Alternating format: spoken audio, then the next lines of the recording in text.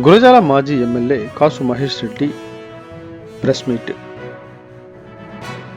వల్ల చంద్రబాబు ముఖ్యమంత్రి అవ్వడు, ఎందుకు ఇది ఎవరు ఓట్లాళ్ళు వేసుకుంటారు హాయిగా ఉండమని కనుక్కొని రానంటున్నారులేండి సార్ తర్వాత వస్తారంట అన్నాడు. నాకు వాళ్ళతో డైరెక్ట్గా సంబంధం లేదు కాబట్టి పోలీసులు చెప్పింది నమ్మాను. అయిపోయింది, సరే ఓ 10 మంది పోయారు. ఓకే, ఇటువైపు 10 మంది నాయకుల్ని మీరు బయట పంపించవచ్చు.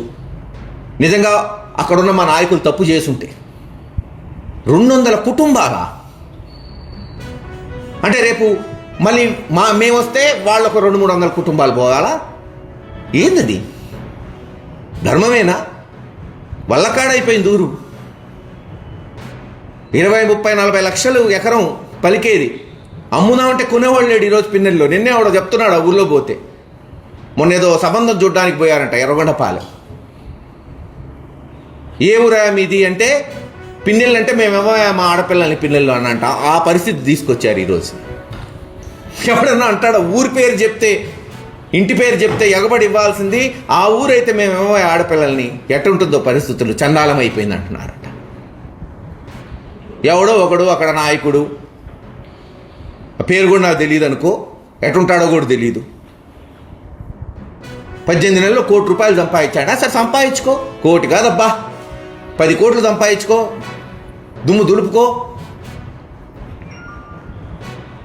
ఎమ్మెల్యే ఎలా ఉంటాడో ఆ నాయకులు అలాగే ఉంటారు. సంపాదించుకోండి, చికెను మటన్ కూడా అమ్ముకోండి, ఎవడు కాదన్నాడు. అందరిని ఆపేసి ఇప్పుడు చేస్తున్నారు కదా దాచేపల్లిలో. ఎవడన్నా ఆపగలుగుతున్నాడా?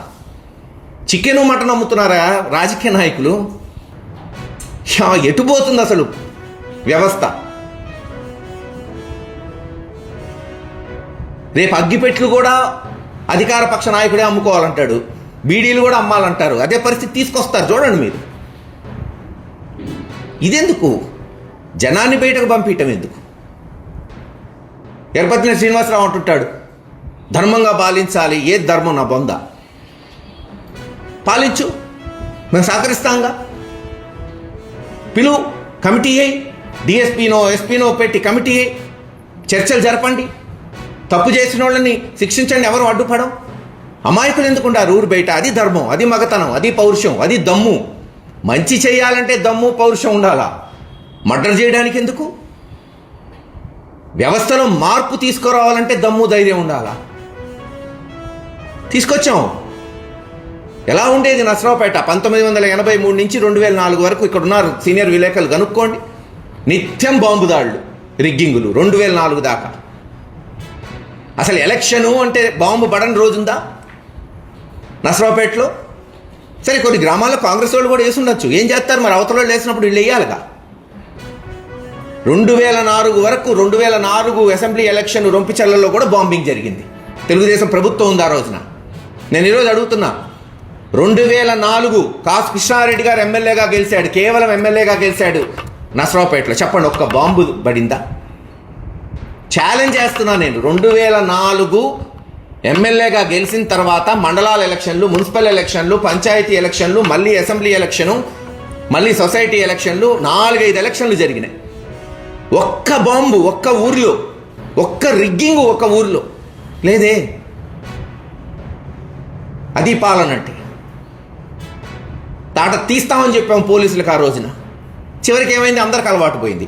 ఏ గ్రామం వాళ్ళైనా, తెలుగుదేశం వాళ్ళు కావచ్చు, ఆ రోజున్న కాంగ్రెస్ వాళ్ళు కావచ్చు, ఎవ్వరు దాని జోలికి పోలా.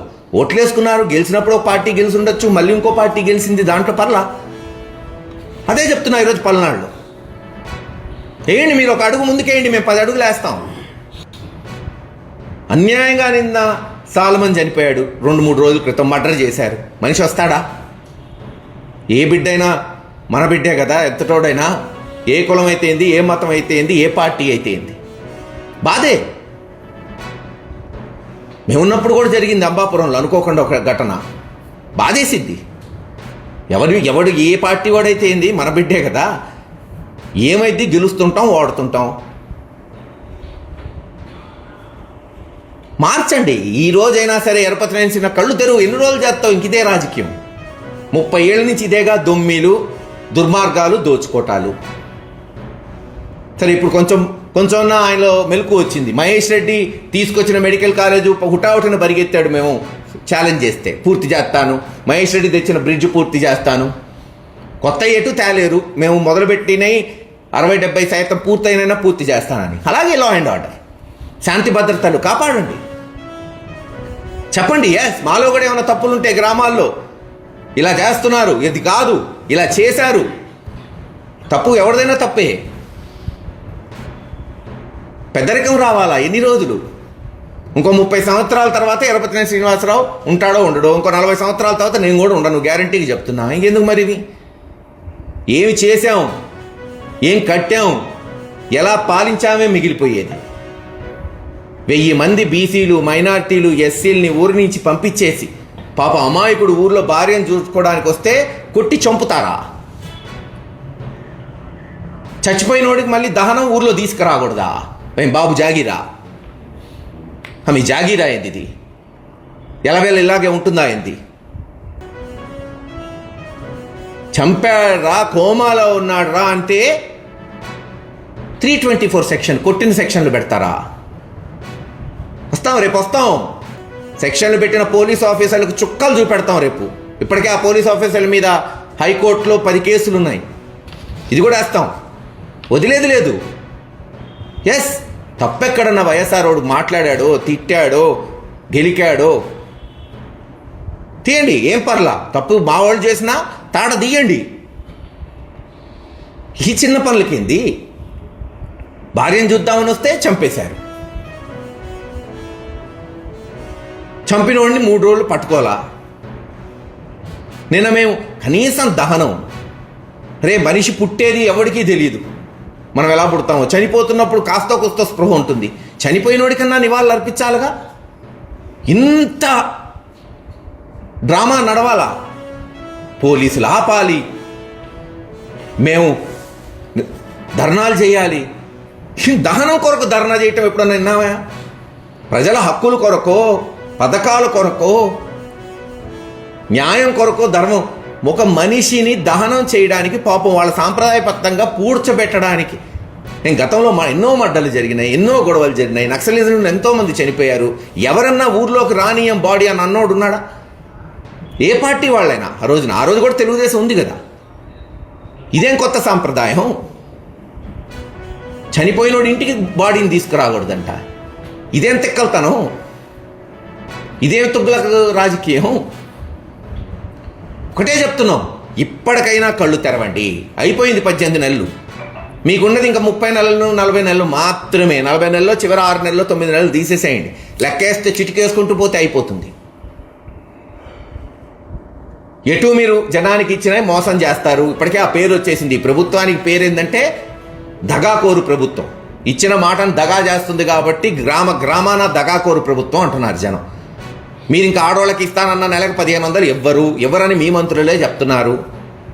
ఉద్యోగాలు ఇవ్వరు, ఉద్యోగం ఇచ్చే వరకు నిరుద్యోగ వృత్తి ఇస్తా అన్నారు, అది ఇవ్వరు, తేలిపోయింది. ఈ ఉన్న పథకాలు కూడా ఎప్పుడు ఇస్తారో, ఎలా ఇస్తారో.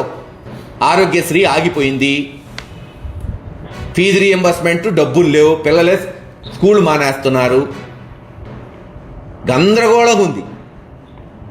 సంక్షేమం, అభివృద్ధి ఆగిపోయింది. ఒక్క అభివృద్ధి ఏంటంటే అంతా తీసుకెళ్ళి అమరావతిలో కట్టాలా? ఎందుకు కట్టాలా? చంద్రబాబు నాయుడు గారికి వాళ్ళ ముఠాకి ఒక 5,000 10,000 ఎకరాలు ఉంది. అది ఈరోజు 2-3 కోట్లు ఉండొచ్చు. ఈ 1,00,000 కోట్లు అక్కడ ఖర్చు పెడితే ఆయన ఎకరం 20-30 కోట్లు అవుతుంది. ఇంకంతేగా. ఆ అప్పంతా మనం కట్టుకుంటూ ఉండాలా. వాళ్ళేమో ఆస్తులు తరతరాలు అమ్ముకొని బాగుపడతారు.